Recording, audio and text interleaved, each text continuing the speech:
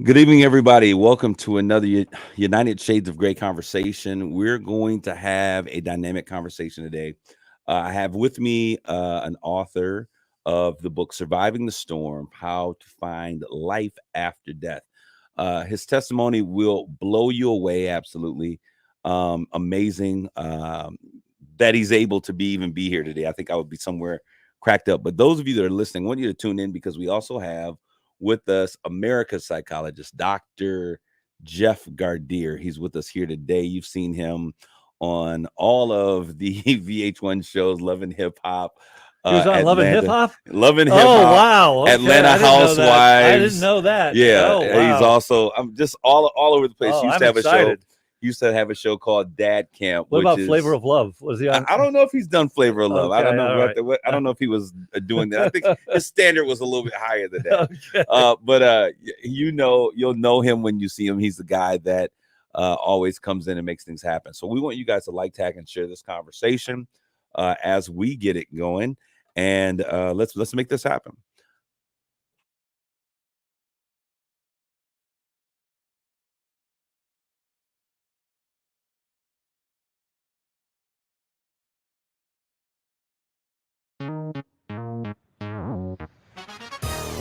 Welcome to United Shades of Gray, Conversations of Race in America on 100.5 and 790 News Radio WSGW and online at WSGW.com. Here is your host, Kareem Bowen. Good evening, ladies and gentlemen. Welcome to another edition of United Shades of Gray, Conversations of Race in America. I am excited that you guys are with us today. Those of you who are coming in the stream, I want you to like, tag, and share this conversation. As we begin to navigate today, I'm in the studio with me. Before we get there, I'm in the studio today with my producer.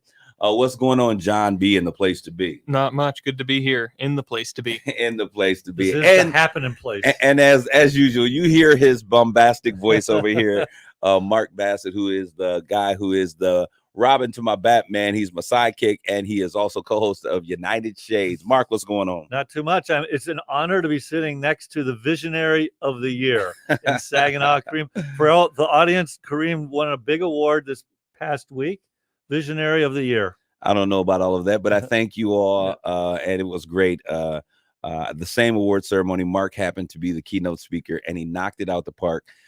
Speaking of Conversations of Race in America, Mark, I want to say that you did an amazing job of really just, I think, understanding your audience and really keying in on key conversations. You left doing what I always love to do, and that's always to have a call to action, and you challenge people to get with groups that don't look like the ones that they're normally with. And I thought that was so exciting, and it was a great way to go. And I think a lot of people, I'm still hearing people talk about what you were able to do as the keynote, and that was really good. So great job today. And so we're here today. Those of you who are listening here, you're listening to us via one of the ways, either through social media platforms, and we're on all of them, Facebook, Instagram, Twitter, everything that you got. If it's social, we're there. And you can find us either through United Shades of Gray, or you can find us on WSGW. So you're listening to us either via social media or on WSGW 100.5 FM or 7 a.m. as a simulcast. Or you may be listening to us, all of our new people that are following. Get involved with the conversation down there in Joliet, just outside of Chicago, at WJOL 1340 AM. And so we just welcome you guys once again to this. I can't wait till we begin to really just engage you guys and give you guys an opportunity to just jump into this conversation. We're not going to do what we normally do where I talk about what's hot off the press, Mark. We're going to spend some time really talking since the doctor is in the house. And we're going to bring to the forefront. Let's bring them into the conversation, John. We have Dr. Jeff Gardier, who is referred to as America's psychologist. My brother, what's going on, Dr. Jeff? Great to see you, Brother Kareem and Mark. It's very nice to meet you, and it's what a fantastic program you have. I really, really, really, I'm so excited to be with you today. Wow, thank you so very much, Dr. Jeff. And we also have the guy of the hour. He is the shining star. He's a phenomenal testimony, and I can't wait till he begins to share it with you. And then we're going to take some time to dissect it, and that is no one other than Mike Frazier. How you doing, Mike? Man, I'm blessed to be here. How you guys doing? We're doing good, man. Mike, you're in Texas, right? I'm in Dallas, Texas. And Dr. Jeff, are you in Philly right now? No, I'm actually in Connecticut. Connecticut. Where in Connecticut are you, Doctor? I'm right outside of Weston, Connecticut. Okay. I lived in New Fairfield, Connecticut for 5 years, right outside of Danbury. That's a lovely place to be. Yep. If Mark is from there, it's got to be a lovely place. Well, that's where corporate headquarters were there. So. He lives in all the lovely places across the world here. Grew up in Hawaii. Nothing but green out here. It's beautiful. It's a beautiful state. Hey, so we want to get started. And Dr. Jeff, just really quickly, we've been, I don't know how long it's been since 2009, maybe, that we connected. And the moment we connected, I knew that we would continue to kind of connect. And you've done this stuff in Orlando, and we brought you out to Washington, D.C., and we worked together. Just amazing time. I wanted to start a conversation off. You work with a lot of people, and over the past 2 years, so many people have experienced grief. And we're talking today really about how do we overcome, these obstacles, these curveballs that life throw at us. On last week, we had a great conversation talking about mental health and being well. What are you seeing in America? Are we okay? Are we passing our report card? What are you running into right now, post pandemic? Yeah, the virus ain't done with us yet. And so I think that psychologically, we certainly have seen an increase in many of the social ills and emotional ills from COVID, high rates of anxiety, high rates of depression. And for people who have actually contracted COVID, we see that they have higher rates of anxiety and depression. So we see it emotionally, we see it physically. So there is a lot of unresolved issues that we have, and then all the iterations. But what we do know is that people are in a culture shock right now. Their world is really, they're imbalanced. They don't know what's going to happen from one day to the next. And it is one thing after another, probably starting, with the previous administration and the shock of that and how that changed America and the political system, where we are very much a divided nation, right to COVID, from COVID to everything that came after it, including global warming. So people are they're stuck. They're in a tough way right now, and that's why we see unprecedented levels of people who are seeking psychological care, and as Mike will tell you, who really need spiritual care too, because they do need a reason for living. They need a lot of hope. They need to rediscover faith, not necessarily about religion, but faith generally. And this is ongoing work that we have to do. I think you're so correct. Mark, when you think about everything that he said and you think about your personal experience, because Mark was very open on last week's conversation. If you didn't get a chance to hear last week's message, I say, hey, go back and listen to the podcast. It's out there somewhere on social media land. You can go to United Shades of Gray or WSGW. Yeah, Facebook, United Shades of Gray. You can watch Twitter. it. It's everywhere, literally. But Mark, you're kind of open about your experience and going to counseling and things of that nature. Why don't you share? Yeah, again, I just I had like everybody, I had my own struggles. My personal struggle was like, no matter what I did, it was never good enough. That I should have been a better father, I should have been a better husband, should have been a better friend. No matter how much I achieved professionally, I basically believed I had wasted the talents God had given me because I should have done more with them. And and so was really not a very happy person, never satisfied, and decided to go see a therapist. And been seeing him now for about 5-6 years, and was just really beneficial for me because it gave me a much more, I think, balanced view or realist, objective view of who I am, and and not so self-critical. And we were saying, Dr. Jeff, that Black folks don't go to therapy like like our lighter skinned counterparts. Are you seeing a change in that? And what, first of all, why don't we? We talked a little bit. There may be an economic reason, but why don't we? And is that changing? Well, there is an economic reason if you want to work with sometimes with the folks who are well known, and it does take the economics to do that. But there shouldn't be an economic reason because we know that there are clinics that are available, low cost, no cost clinics where people can get help. Hospitals that have social workers that can hook you up with the proper people for you to see. But yes, for a very long time, people of color have a distrust for American medicine. We know that. Tuskegee experiment, Mississippi appendectomy, you name it, disproportionate numbers of people of color used in drug trials, sometimes too many, not enough, not representative.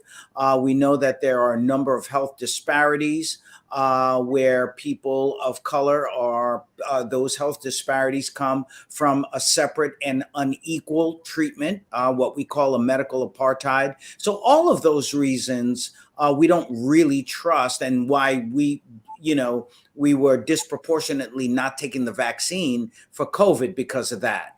So yes, there were issues of trust, but now we are starting to avail ourselves, starting to use the therapy services. Thank goodness for that. Speaking of therapy services and using therapy services, I want to bring Mike. I want to bring you into this conversation. We actually were introduced to each other a number of years ago, and had the opportunity to kind of reconnect. More recently, there's something flying around in my face, and it's driving I don't me. see it. You don't see it? I see it. It's flying around. It's driving me crazy. We had a chance to reconnect, and I'll tell you, that opportunity to connect has just kind of really had me floored. Mike, you have written a book. Why don't you tell us a little bit about your book, and then we'll get into your story. Well, the name of the book is Surviving the Storm, Finding Life After Death. And the book is about me and my family. We were on our way to a family outing and get something to eat. And to make a long story short, we were involved in a car accident. My father was driving, and we drove right into a flooded bridge. He didn't know that it was flooded. It was at night, and unfortunately, everybody lost their lives. Except for myself. My mother was in the car, my father, my 2-year-old daughter, my daughter's mother, and my nephew all lost their lives, and you're looking at the only survivor. And so after going through a state of depression, not wanting to live, I was considering suicide many times. I decided to write a book. After years of depression, I was able to come out of it and realize that I had a reason for living. And that's where the book was birthed. Wow. United Shades of Gray introduces and welcomes Mike Frazier to this conversation. Mike, every time I hear your story, so it was your mother, your father, your fiance, your daughter. How old was your daughter? She was 2 years old, and your nephew. Sir. All in the vehicle. Kind of share the details of the story, because I think it's one thing to find, most people would think, hey, you had an accident, this is what happened, but the details of how this happened to me are so astonishing. And I really want people to understand, when we talk about surviving the storm, which is the title of your book, you really survived a storm. So you guys were out on the town enjoying yourselves, enjoying one another, and yes. Your dad takes a wrong turn. He misses. Was it like a small bridge, crossing bridge, or? Actually, we were on a major freeway and it was an accident due to the storm. And so we took a detour. He exited off and went kind of through a residential area. And we came to a flooded bridge, and we didn't know. And we were laughing and talking in the car. And I remember seconds before the car hit the water, I remember looking over at Jade, my daughter, and I said, "Look at her. She was playing with the shadow in the window, and she was just laughing." And I said, "Look at her. She act like she don't have a worry in the world." And just all of a sudden, boom! It was almost as if we hit something. Later found out that it was the bridge was flooded, and there were people standing out because it was a known flood area. And they were thinking that their homes was about to get flooded. So they seen us drive right into it. And so the car was stalled. And before we could get out, it was flipped over into a creek. My dad had let the window down and sat on the edge of the door. And I remember him yelling to the people that were standing out saying, "Get help. We have kids in the car." And before we could do anything, the car was picked up and flipped over into a creek. The last thing I remember hearing after screaming and hollering was my daughter. She began to cry and scream, and the water swallowed her voice up. And I was some kind of way. God pulled me out of the car. I don't remember busting out a window or anything. Some kind of way I was thrown out of the car, and I was able to catch on to a tree. And had to hang on to a tree 45 minutes from what I was told before rescue units was able to get to me. Wow. That story never gets any easier to hear. How do you tell that story for someone that is listening? That I'm sure there's so many people that are saying, "How in the world did he do this?" How are you able to recount that story and share that story without falling to pieces? Well, knowing that since then I have realized that I had purpose for being a survivor. Once you've survived something like that, you go through the shoulda, coulda, wouldas. But when you step out of the moment, a lot of times we're in the moment and we stay in that moment. We never get outside of that moment. I had to get out of that moment. I had to leave that moment, and I had to say, okay, there's a reason why I have survived such a tragedy. And so I started looking around and I started realizing other people were suffering losses. And one thing about it, I was born and raised in the church. And I've come to realize everybody want to go to heaven and they want to talk about going to heaven, but nobody wants to die. You know, you want to turn out a family reunion, let big mama or grandmama start talking about how she want her funeral, and everybody, oh, I don't want to hear that. Well, death is something that's a call that we all are going to get, and we have to face it, whether it's tragedy or whether it's from sickness.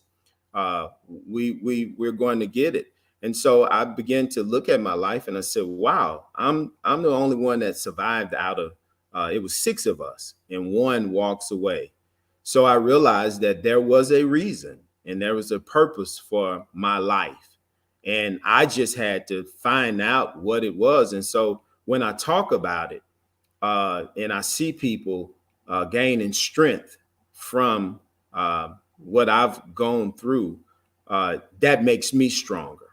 And so having faith and not losing hope, it's a thing that you have to get a hold to when you are in a state of depression. The reason why people stay depressed is because they've lost hope and they've lost faith. They don't believe that they have purpose, and they throw their lives away, and then they don't surround themselves with other survivors.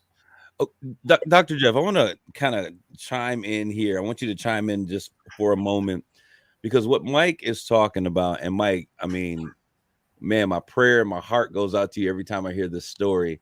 You're talking about becoming the champion. And I think the idea is, and what we were talking about with this show, is overcoming life's obstacles and winning. You're winning right now, and your conversation and your upbeatness and your ability to talk through this so poignantly shows us that you're winning. But Dr. Jeff, there's so many people since 2020. 1 million people have died from this virus that has ravaged the nation. There have been killings and murders and brutalities, and now there's all of this gun violence that's taking place. Grief. A lot of us are experiencing grief. How do we first of all, let's talk about grief, because I know that grief happens in stages. So why don't we talk about that a little bit? Sure. And Mike, of course, my deepest condolences, even though this has happened a while ago, but this is something that affects all of us and opens wounds for some, right? You know this. Because they really haven't dealt with it in the way that they should. They really haven't grieved in the way that they should. It's just a scab over the wound. So when you talk as courageously as you do, it opens those wounds. But I think that's a very positive thing, because we need to heal in the right way. So thank you for your mission and being so, selfless in doing and sharing your pain, but showing how you've turned that pain into power, because that's basically what we want to do. So, the grieving process, certainly sometimes we find ourselves perhaps, in the denial phase. This really can't be happening. We find ourselves in the anger phase. How could that have happened? We find ourselves in the depressed phase, when we accept what it is that has happened. But then if we're lucky enough, we get to where Mike is. And that is going from a victim to a survivor, and then going further and becoming a victor. How do you completely change your life from something that is so devastating, from a tragedy in that way? You don't come back from that and say, okay, I made it, I'm okay. This changes your DNA. When you lose family, when you lose a child, you can never be the same again. So it really is about, now, how do I completely recreate myself? How do I find a new purpose in my life? How do I now not allow the people who were in my life so close, especially when we're dealing with children, how do we now find a new purpose? How do we make sure that their deaths were not in vain? God doesn't make mistakes. God has a plan. We can't figure out why God allows these things to happen. We know that he's given us free will. And when there is free will, then it can impact us in all different ways. That's the gift that he's given us. But one of the things that we must understand, even though we don't know why these tragedies happen, this is where the faith comes in, because we know that God doesn't make mistakes. What is the reason? We may not know, but we do know that with faith, we can trust that there is a bigger purpose, a bigger reason. But we figured it out with Mike. Mike has gone and given his testimony and has changed one life after another. When I saw him with Pastor Juanita Bynum and the people in part of that congregation, the way that they cried, I saw that the wounds were open to let in something that was healing. I saw that the people were able, even if they couldn't understand the tragedy that happened to Mike, they knew that now was the time to rebuild their faith and to be able to better connect with that higher power. So, these are the things that actually we try to do in psychology. We talk about post-traumatic stress disorder, the things that happen as far as the anxiety, the depression, the nightmares, the flashbacks, right? The eating disorders that come out of that, the hyper arousal, avoiding things that remind us of that tragedy. Mike, you've gone through all of that. But then we also see the post-traumatic growth. How do we now find a new purpose and make sure that no one has passed in vain? Wow, Dr. Jeff, thank you so very much. And Mark, I know that you got a couple questions that you're going to ask. We're going to take a quick commercial break, and we're going to be right back, because what I want to know, we've heard the testimony and we've read the story. And if you haven't heard his story, you got to get the book, Surviving the Storm. It's on Amazon.com. When we come back, we want to really talk about how do we take this pain and we translate this and turn it into power, as Dr. Jeff said. Stay tuned. We'll be right back with more of United Shades of Gray, Conversations of Race in America.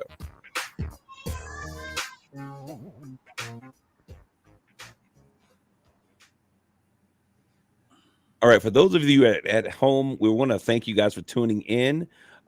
Get into this conversation. We want you to join in. If you have questions that you would like to ask, if you're wondering who these gentlemen are that are on your screen, and it's in my top left corner. I don't know what it looks like for you guys, but the light-skinned brother in the top left corner. Always the token here. You've never had a white guest, man. What's going on here? We're having conversations of race, and we have those thoughts. But yes, my co-host Mark Bass. You guys know that below him on my screen, the guy looking dapper with the hat and glasses on. I like the hat, man. The hat is fresh. Is Mike Frazier. Mike Frazier is an author of the book Surviving the Storm, Finding Life After Death. His testimony is truly amazing, and how he picked himself up through the help of God, the grace of God, and what he is doing now. And we're going to talk a little bit about your purpose and what you desire to do moving forward. And then the young guy with the Batman shirt on, with the glasses, Dr. Jeff Gardier. Dr. Jeff Gardier is America's psychologist. You've seen him all over the place on Love and Hip Hop and Atlanta Housewives and Lauren Lake. How is Lauren? Do you speak to Lauren still, Dr.? Yes, I've stayed in contact with Lauren. Let me tell you, Lauren, when I was on her show, was one of the most generous individuals I've ever met. Not only was she inspiring and really believed in that show because it helped people, but she featured so many people. There was no issues with her about jealousy or coveting, whatever. She was all about, let's put everyone out there to be a star. So I'll always be grateful to Lauren. She's doing very, very well. As you know, she really is an attorney. Yeah. Right. Yeah. So, she's involved in so many things, very, very, very much on social media, inspiring people all the time, as she always does. Yeah, she did a keynote for me once, and she was absolutely phenomenal. I was blown away by her. Well, I got to tell you, Mike, I got to share with you, Mark, I got to share with you my favorite Lauren Lake line when she was on paternity court. She would look at the plaintiffs or the defendants, and they'd be mouthing off and going off, and he did this and she did that. And she would say, hey, when I'm talking, you stop talking. Like, I love it. I like that. I'll have to use that. Probably not with my wife, though. No, I don't think so. So those of you listening, we're going to get back to our recorded show, but we want you to feel free to go ahead and ask any questions if you have of any of the guests or the staples that are here a part of this conversation. We're going to start up with our second half of the show. And Mark, you're going to lead off with some of the questions that you have. Go ahead. Yep.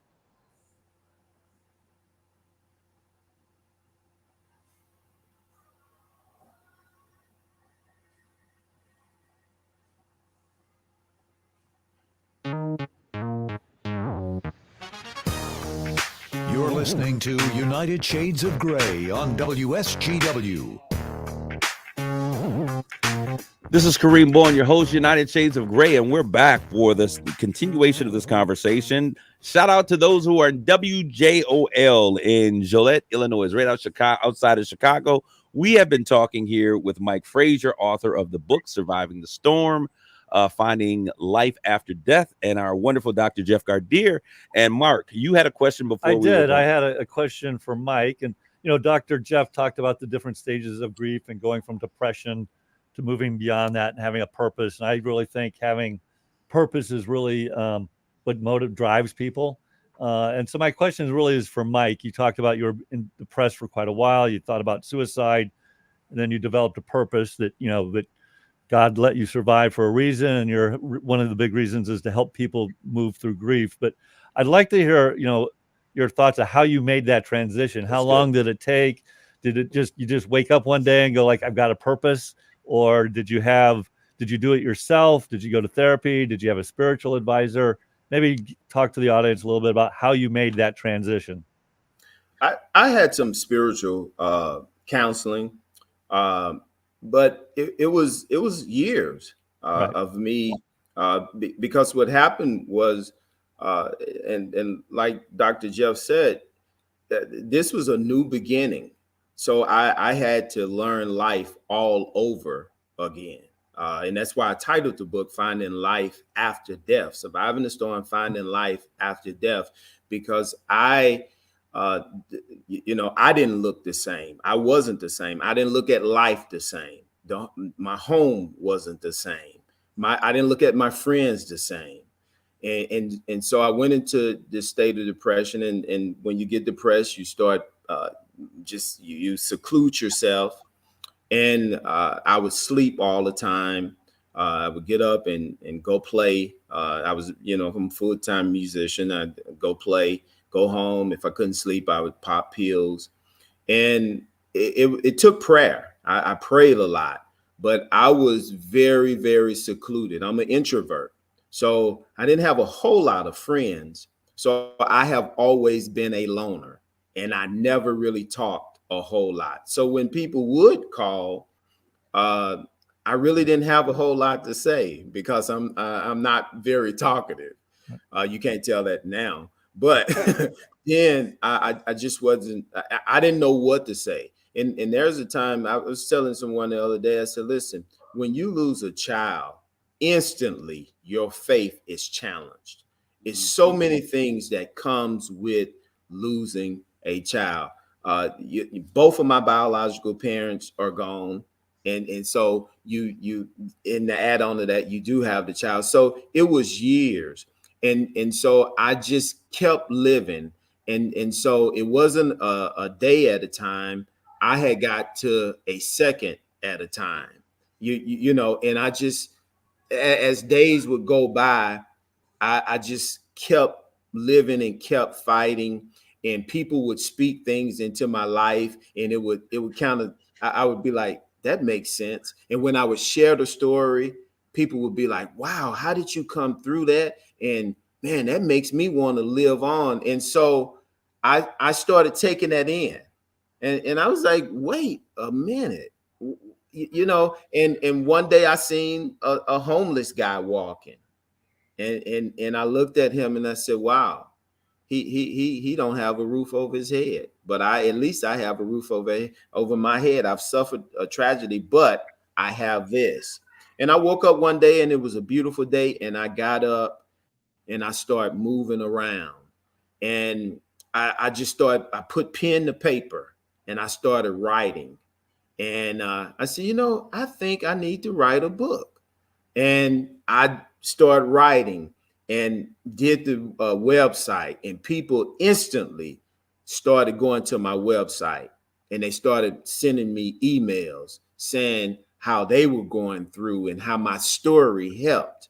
And every time I would hear that, your story, Mike, has helped me, that was just, I would put, I would kind of, that was almost like weights being, lifted, and I would get stronger. And somebody else would say, man, you are a strong brother. And I'm saying, no, I'm not. But I'm realizing that God brought me through this. And it just made me look at life and God and my walk with him. It changed. Mm-hmm. And I just started moving forward. Mike, I want to ask this question because when I went into your website, it's not just about selling books. So I see a lot of authors who write books and then they put together a website, right? Because you got to sell your books from somewhere. Right. There are resources on your website. What has your traumatic experience done to you personally? that makes you now put that S on your chest for other people, and why is that so important to you? Well, it has made me realize back before this happened, I used to cherish money and I used to use people. Now I cherish people and I use money. And life means so much to me.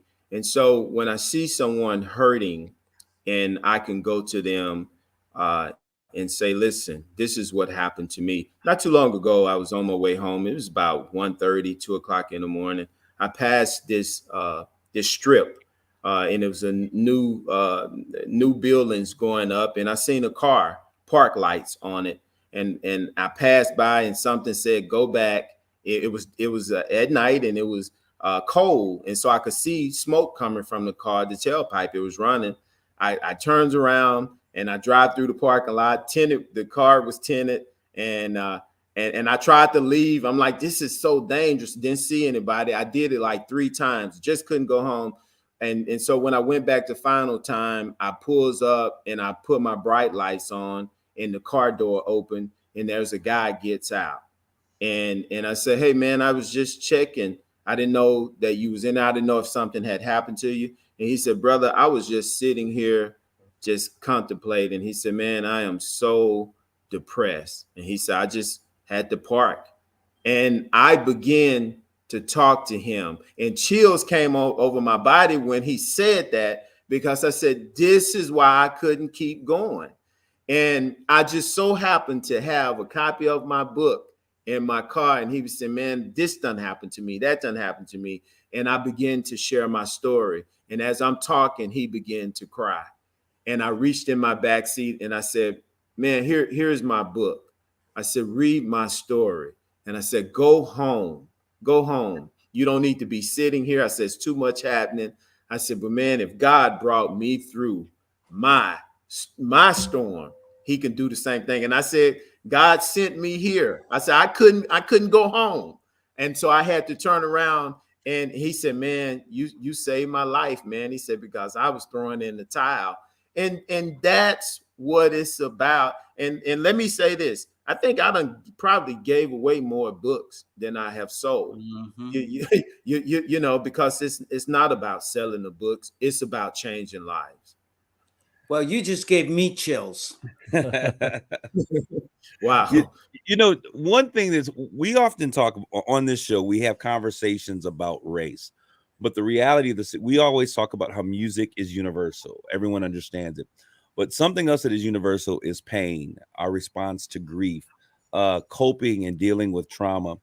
Dr. Jeff, one of the things that I noticed in Mike's story is when he was talking about immediately after, he was kind of like, you know, why am I the only survivor? Survivor's remorse. How does someone deal and begin to cope with the trauma of, you know, I'm left. They didn't survive. Why am I the only one? What steps should they take to really begin to come out of that cocoon, that cave of darkness, and really just try to find a new sense of purpose and new life? Well, I think certainly they should take their time and go through the natural grieving process. They should feel the anger. They should feel the sadness. They should have that range of emotions, and understand that that is part of the dying process, but it is also part of being reborn. Right. So you have to go through that metamorphosis and take your time. It took Mike years to be able to do that. But then when he was ready, and he was endowed with a power, because it was slowly, that metamorphosis was slowly happening. So I would tell people it is really important that you take your time. You know, don't create a mission in your head. You know, as you talked about, Kareem, putting that S on your chest, and you're going to go out there and do all of this incredible work. You better know who you are first. Right. You better know what the impact of the tragedy has been in your life and what your purpose is, by taking your time, you know, communicating with that higher power. being able to get your mind right. And when you are ready, going out there and doing the good work.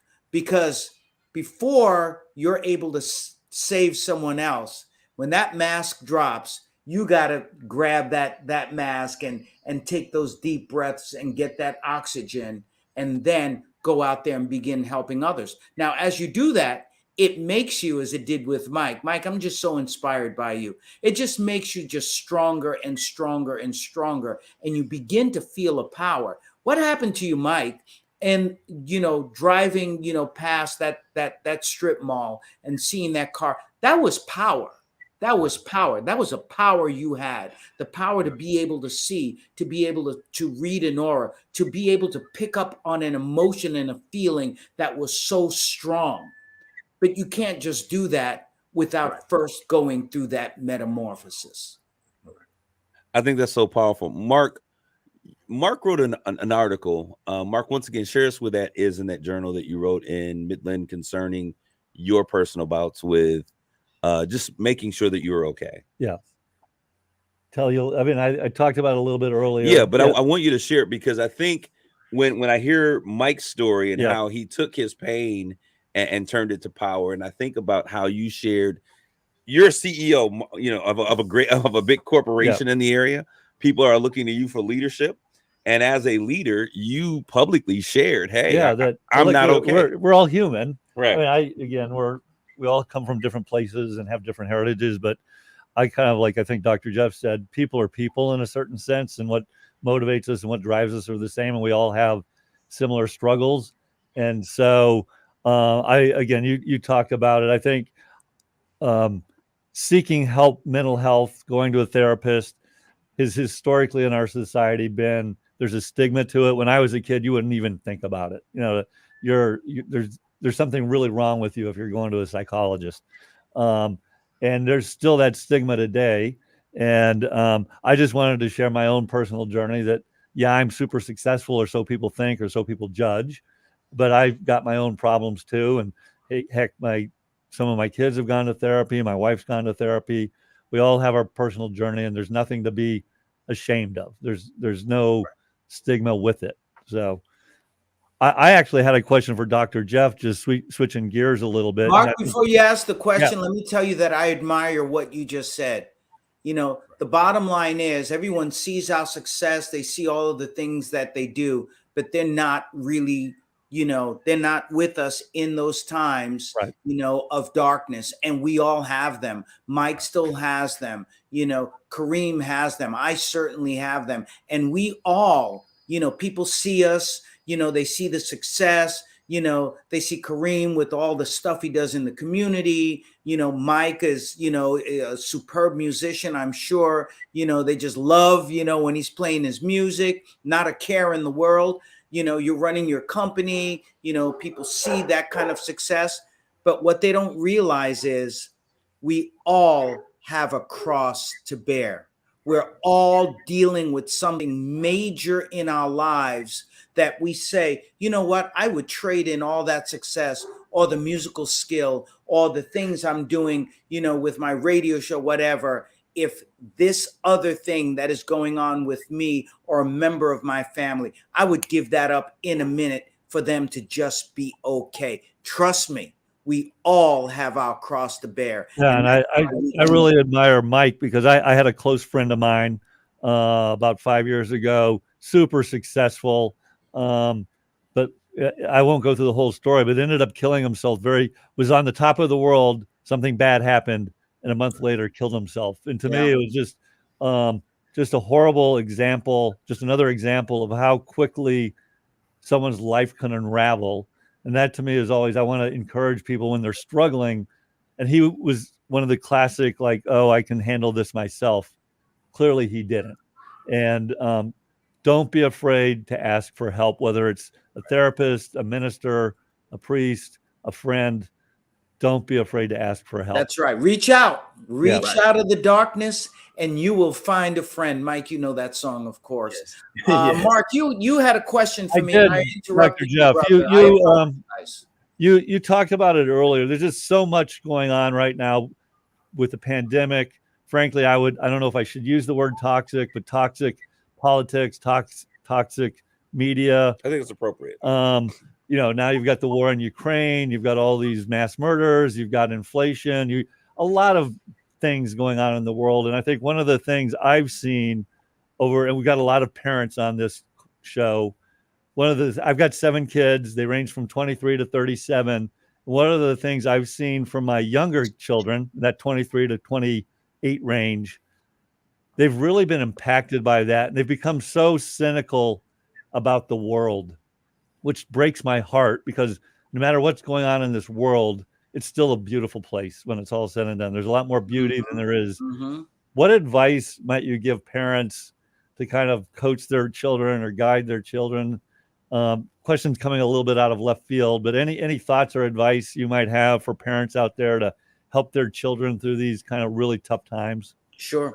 Well, first of all, Mark, 7 kids. You remind me of the old man in the shoe. You have so many darn kids, you don't know what to do. Yeah, I'm an old school Catholic family, as I like to say. There you go. There you go. Don't stop till God stops you. Oh man, I have 6 of my own, but so I hear you. But I think the bottom line is first and foremost, and Mike, you can I know you'll agree with this one from our old friend Maurice White. Late great, from Earth, Wind, and Fire. Where there ain't no beauty, you got to make some beauty. Lord have mercy. Listen to me now. And so if there's no real beauty in the world, we can't control everything that's happening in the world. Let's make a place within our own lives and our own family where we can spend time with a partner, with our children, whatever the case may be, where we have happiness, create that happiness, create those moments, because it really is about quality and not quantity. That's the first thing. The second thing, be measured as a leader of your family, as Mike has been a leader and Kareem has been leaders in their communities. Be measured as to how you deal with situations. Gather yourself, look at your thoughts, and express them in a way that is about integrity, that is, about being calm, that is about assessing something in a very real way, and in a way that is fair, in a way that is about learning, in a way that's not putting down other people.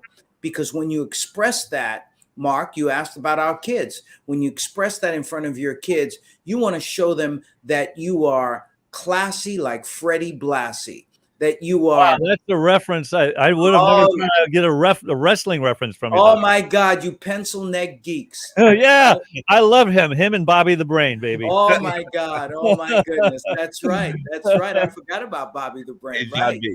Yes. Yep. I met Ric Flair, by the way. Did you? Baker boy. Yeah. Yep. But bottom line is, we are the models for our children, and we have to show them how to be able to deal with situations fairly, think their way through, come up with solutions, and have empowerment strategies. If we're hopeless in the way we look at things, how terrible things are, our kids are on that same path of hopelessness. And as Mike will tell you, Mike, why do I pick on you so darn much? Because I admire you. It really is about hope, faith, charity. Hey, Doc, I want to ask you this question. When we first connected, we were doing sessions for men and boys and having conversations. This was not boys to men. Not boys to men. But in terms of having conversations, and we'll take this, we got 4.5 minutes here. I want you to speak to maybe a man that might be hearing this conversation. We often don't open up. We often don't talk. How would you encourage a man who may be experiencing inner turmoil to really begin to seek some help? What would you say to? Well, I'm going to make my answer very short, because this is really Mike's territory, because, I can give the advice, but he has lived it. So I'll say very quickly, more than anything else, don't be afraid to sit with someone and just talk about who you are, how you're feeling, what's going on in your life. Find someone who you trust. Have those conversations with them.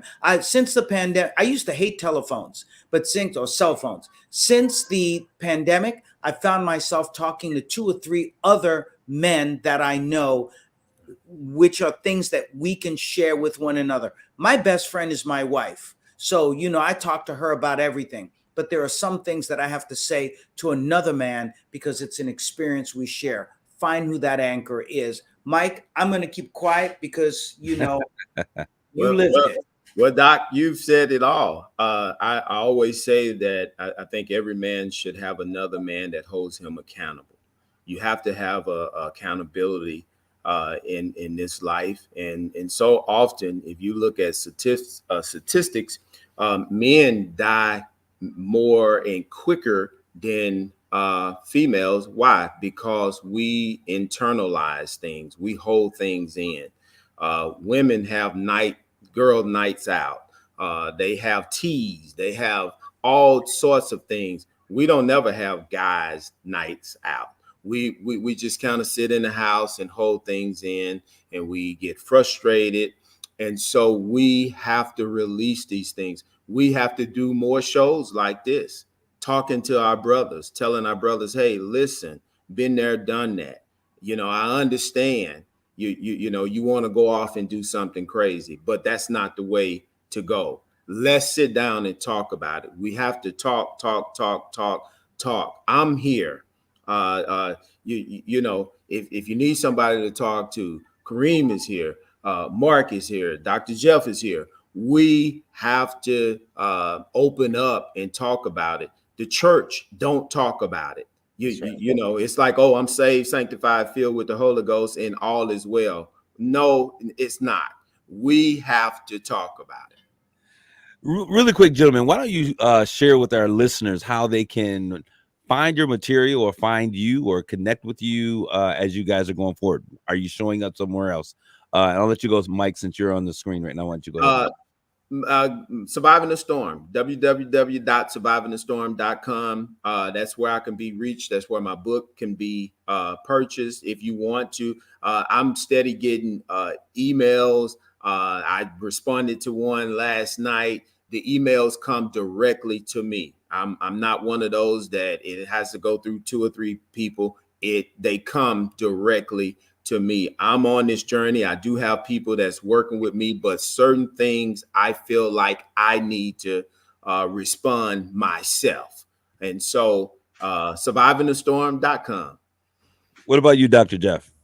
You can simply go to drjeffgardere.com. That's DRJEFFGARDERE.com. Just go on Google. You'll find me. I'm everywhere. And Mark, where can we find you these days? In Midland. We certainly want to thank everyone for tuning into this conversation. It's always good when brethren come together in unity. So I want to thank you, men, for being proactive and coming and sharing this information. Mike, I want you to continue to tell your story. And because what people don't know, and we're going to take we're going to end this particular program for our broadcast, but I want you to share some of the testimonies that have come from your book, because when you hear how your book and your words and your testimony has impacted someone else, that's when you really got something dynamic. I want to thank you guys for tuning in this week. We'll see you next week with more United Shades of Gray. God bless you. Grace and peace. God bless you.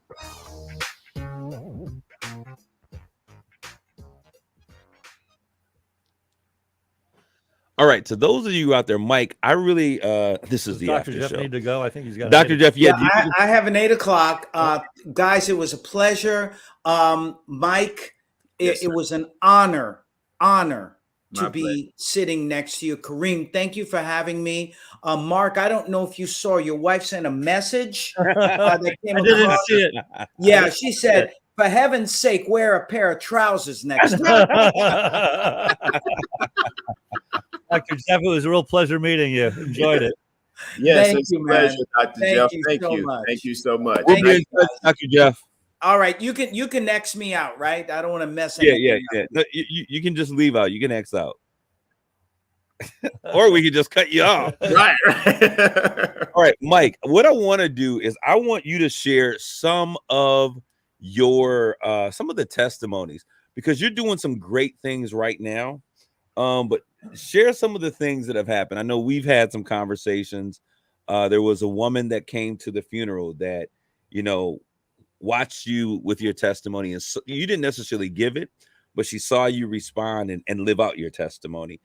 There's a gentleman that you work with, and I don't know how comfortable how much we can share, that said that he read the book and how it impacted his life, if you know what I'm talking about. Yeah. Just share some of those stories, because I think that they're very powerful. It's so many. Like you said, the young lady that said that she was at the music. We had a musical wake for my family, and several months later, I ran into her, and she told me, you got up and spoke, and you were so strong, and I thought I was so weak, but just me standing, saying, "Hey, I'm going to move forward. I think I'll be all right." She said she was depressed and she was going to kill herself after she left. She was just coming to pay her respects, and after she seen the strength that God had given me, she went.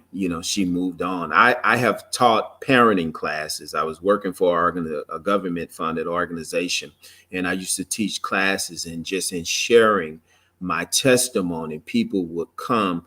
And they would say, "Listen, I came here with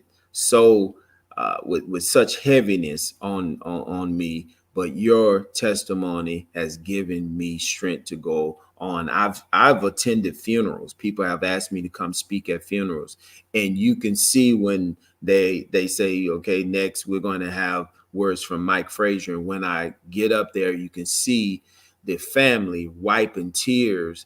And it's one of those things where they say, you know what, if he's able to stand, so can I. And so I believe we have to. I'm totally have made myself available, and I've said, listen, I'm here. So if you need to talk, if whatever you need, if you need me to come to your church and speak, whatever, that's what I am here. And it was so good to hear Dr. Jeff said that, everybody has problems. Everybody don't talk about them. And I think we have to start talking about these things. We have to start talking about depression. We have to make people comfortable with talking with someone, because I was raised in that community of, if you go to counseling, or if you go seek help, well, something is really, really wrong with them.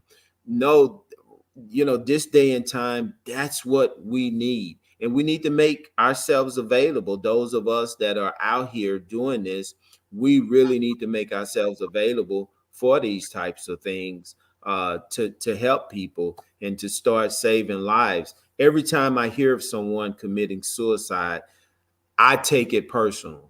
When I hear of someone going shooting up schools and things of that nature, I take it personally, because I'm saying that's a life that I possibly could have saved if they could have heard my testimony, if I could have spoken with it, if I could have talked to them. Maybe I could have changed their minds on going shooting up the people. And so that's where I am. I'm ready to go to work. You're on a mission. Yes, I'm on a mission. Yes, it's a beautiful mission. And we want to talk about that mission in just a little bit. I want to say this. We've been talking. It's funny how things can be very cathartic for you, but we've been talking, and I don't know how we got here, about mental health. Yep. It's kind of been in the theme for the past 3 weeks or so. And just making sure I was joking, but I was kind of serious last week. Like, I'm not sure if I'm okay. But it's funny because I was thinking about how certain things impact us in life, and as men, we find a way to just kind of keep going and moving on. right. And I was thinking, all of this conversation has really gotten me thinking about, like, okay, Kareem, are you really okay? And what continually comes to mind, there was a book that I was supposed to write some time ago. I've written 3 books, so I don't have an issue with writing them. but this book I could not write for the life of me. It's been since 2009, 2010. And my grandmother passed away. And when she was like mom. My grandmother and I had a relationship. She was like mom. And we're talking about grief and coping and going through things. But my mother and my aunts, our family structure is so close that everybody was grieving. And so it's kind of like I had to put my grief process or my feelings or what I was going through on hold, because not only was my mother grieving, but she grieved so hard that it actually started to cause her to be sick. I mean, she ended up with shingles and some other things that were going on. And what I began to realize is that my avoidance of writing this book is really more to do with the fact of being fearful of completing the grieving process. That's how I would have to coin that.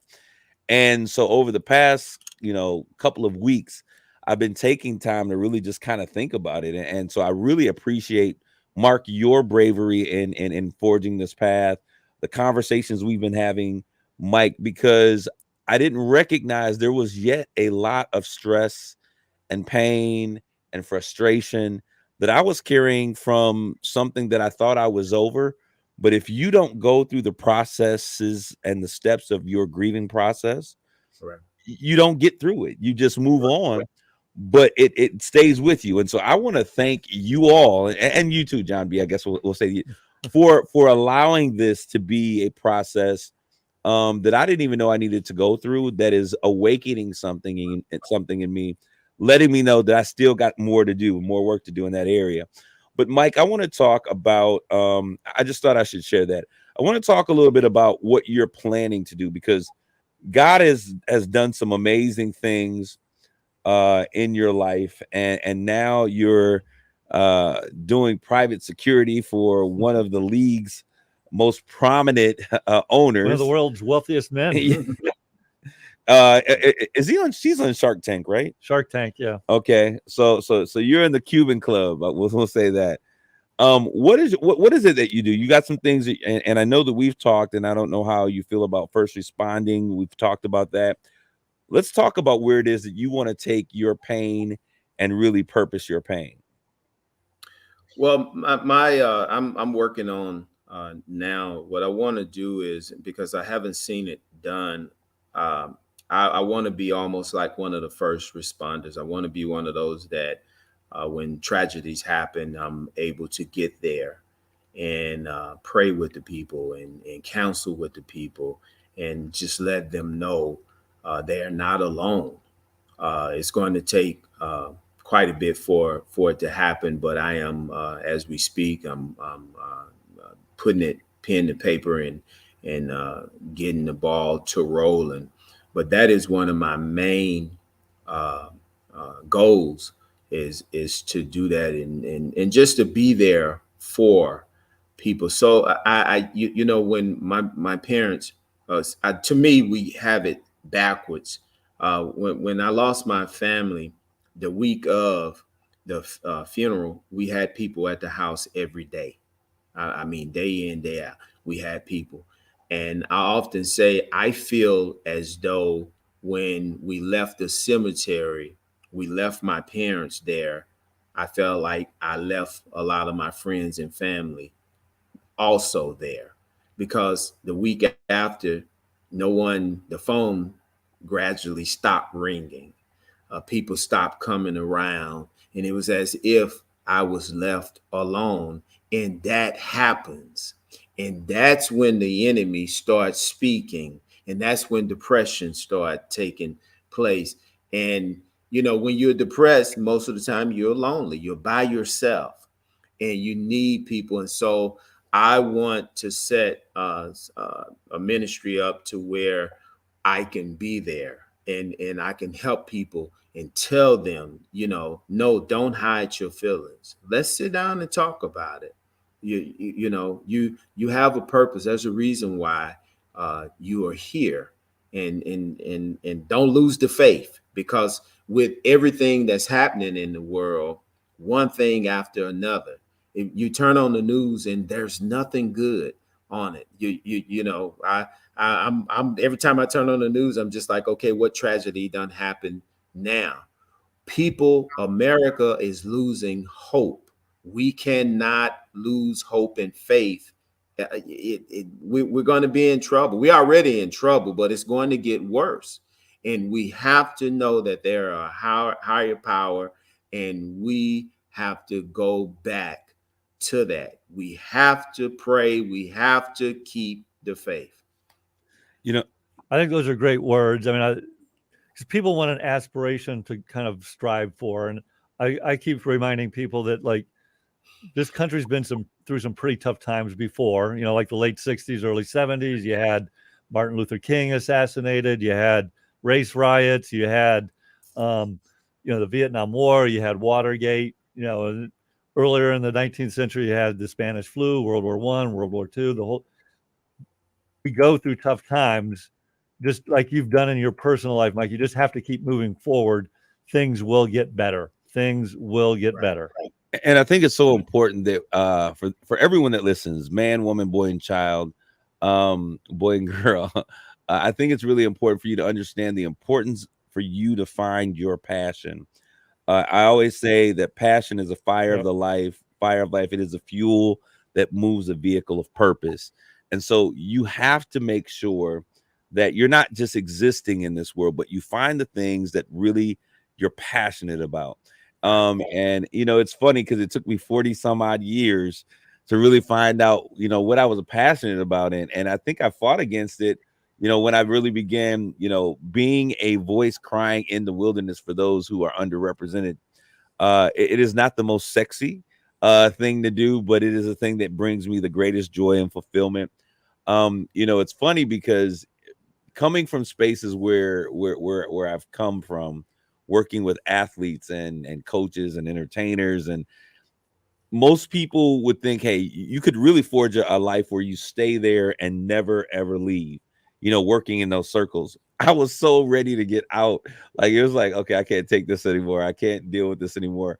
But working with the common person, working with the people that you run into that are sitting in cars, in tinted windows, Mike, who are contemplating, what to do next. Working with guys like Mark, who, even though he's not your average Joe Schmo, he's an everyday guy who has a heart of gold, trying to do something important and really trying to figure out how he can make a difference. That has become the place that I'm enjoying, that I'm loving. Working with people like John B, who is starting off. He started off as an intern. Now he's our producer, and he's going on the road with us, world tour. Those are the things that are most important and most impactful. Those are the things that I'm passionate about. So those that are listening, I want you to say, don't just be happy. Find the thing that really lights a fire, that causes you to stay up late at night, that causes you to wake up early in the morning. That's what passion is. I mean, because that's the advice I give my kids is, like, people tend to want to worry about money. And if you're doing something you love, you find a way to make it work financially. Right. You really do. Right. Yeah. Right. So, Mike, we're going to give you last words. If our listeners don't have any questions that are in our stream, we're going to close it out. But what would you want to say in closing with everything that's going on, Mike? You're going to keep hearing me say, don't lose faith. Move forward. Continue. Know that there's a brighter day. Remember, behind every dark cloud, the sun is still shining. Darkness cannot, overcome sunlight. You just have to continue to press forward. Do not allow, yourself to get depressed and stay in it. Talk to some people. Reach out to people. We do need to make ourselves more available. I know it's not popular, but you have to look to the higher calling. You have to know that there's, God is real, and we just can't make it without faith and trust in believing, knowing that we're going to be okay and that there's going to be a brighter day. So just keep living. Don't give up. Don't throw in the towel, whatever you do. And I say to you, Kareem, get that book out, man. Complete that, if you need me to help push you, Matter of fact, I'm gonna be texting you. If you start pushing me, we're gonna start fighting. No. I'm gonna be pushing you to get that book out, man, because somebody is waiting on that book. Somebody need to read that. You're holding up progress in somebody's life, and so don't sit on that. That's what you're feeling like. Am I okay? Well, I say to you right now, no, you're not okay, because you got a mission that you have not completed. And so you got to complete it. I got to start on my second book. So we have to encourage each other, like, you know, and we have to push one another. I appreciate that, my brother. Well, I just want to say to everyone that is out there, thank you for tuning into this conversation. You know, we often say, and we're men of faith, all of us are here. I would never do a program where I can't say that I love God because he's been so good to me in my life. I am a man of God before I'm anything else on this planet. So I certainly welcome that conversation. And but I just want to say, you know, we often say, God bless America. But this country has on its currency, in God we trust. Right. It's time for America to bless God. So I want to say that, you know, I always end by saying that this is United Shades of Gray, not blacks, not white, not red states and blue states, but I really long for the day that we are truly United Shades of Gray. Thank you guys for tuning in.